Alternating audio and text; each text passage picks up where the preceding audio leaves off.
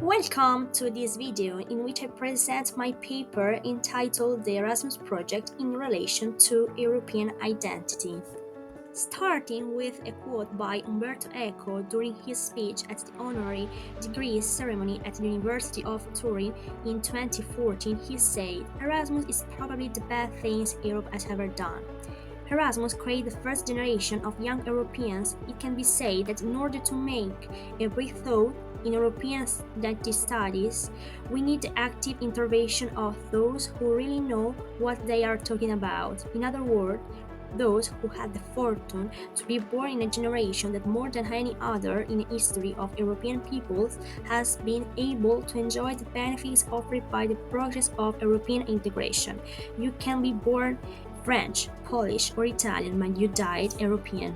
Since the Erasmus program was established in 1987, which stands for European Region Action Scheme for the Mobility of University Students, more than 12 million students have participated in it, and I have been one of them.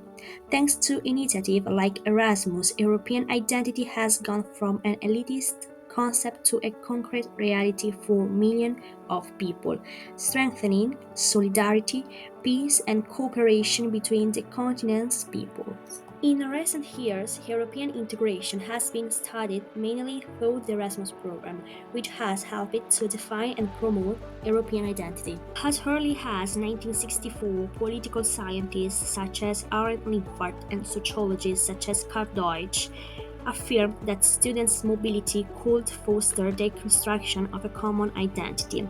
Researches such as those by Immanuel Sigalas from the Institute for European Integration Research in Vienna and Teresa Kant from the University of Oxford have shown that Erasmus students often already possess a cosmopolitan inclination before participating in the program.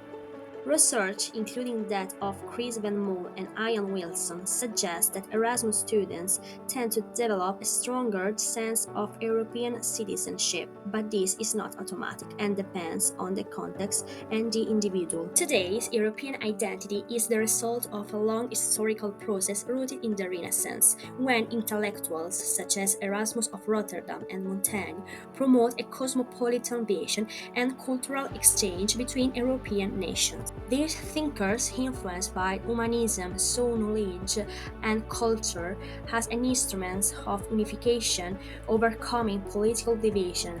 In 18th century, with the Enlightenment, philosophers such as Voltaire and Kant developed the idea of Europe based on reason, cooperation, and universal rights. Today, Erasmus Project embodies this tradition, promoting mobility and dialogue between young Europeans, helping to consolidate and share European consciousness.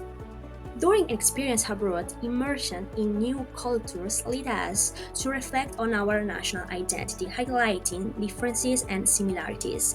Identity, in fact, is not static but evolves through experiences and interactions. Neurological and philosophical studies, such as that of Marcus and Worth, show that personal identity is based on self-awareness and self-regulation, which help us maintain a balance between desires, values, and reality. In a similar way, social identity in studies such as Teifel and Turner's is formed through group membership and develops over time, adapting to social dynamics. Intercultural experiences such as Erasmus foster the creation of a collective identity based on inclusion and appreciation of cultural differences, promoting social competencies and a supranational sense of belonging. In my personal experiences, living abroad in France and Spain has enriched my cultural identity, showing me how interacting with other cultures can transform the perception of myself and Europe. I started to feel part of a larger community which goes beyond national identity. I reflect on what it means to be Italian in Europe and realize how fundamental diversity and cooperation are. I'd like to make a comparison between the Renaissance Grand Tour and the Erasmus Project, two educational journeys. The Grand Tour and the Erasmus program harbor intercultural educational experiences aimed at personal development, but they differ in their contexts and objectives. Whereas the Grand Tour, which was elitist and focused on classical culture, promoted the personal development of young aristocrats.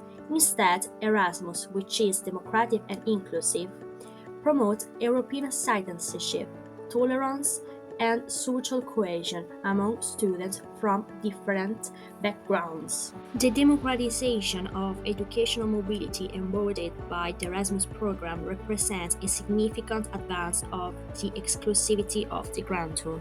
The Grand Tour, because of its high costs and elitist nature, was a cultural mobility experience reserved for an elite. In contrast, the Erasmus program opened the door of educational mobility to all European students, regardless of social class.